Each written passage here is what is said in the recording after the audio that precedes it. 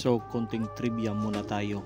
Ang istorya ng Vans skate shoes ay nagsimula noong dekada ng 1960s sa Southern California.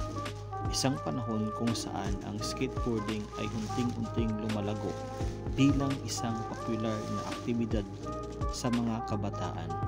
Noong panahon iyon, ang mga manlalaro ng skateboarding ay naghahanap ng mga sapatos na may angkop na grip at tibay upang mas madaling makapag-perform ng mga tricks at maneuvers.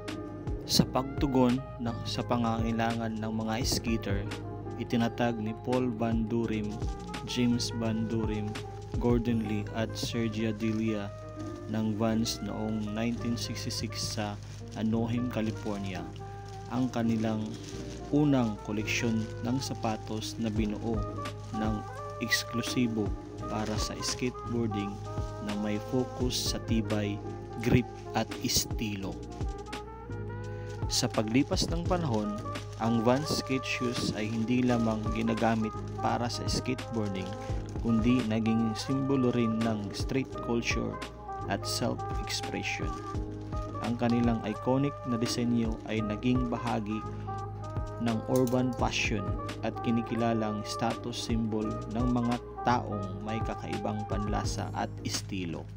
Habang dumadaan ang mga dekada, ang Vans skate shoes ay nanatiling isang pangunahing tatak sa industriya ng mga sapatos, patuloy na nagbibigay inspirasyon sa mga manlalaro ng skateboarding, musikero at mga individual na nagtataguyod ng kakaibang panlasa at estilo sa buhay.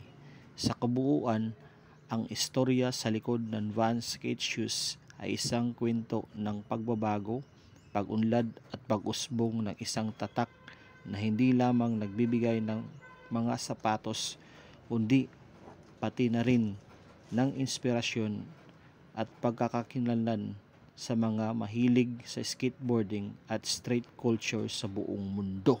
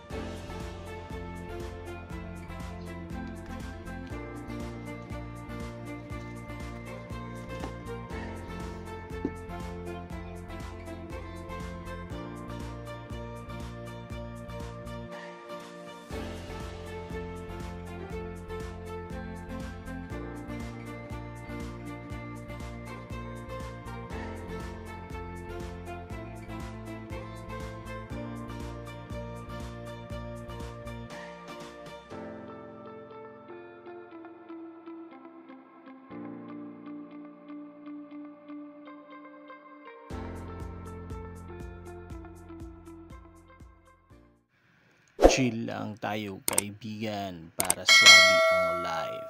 Peace!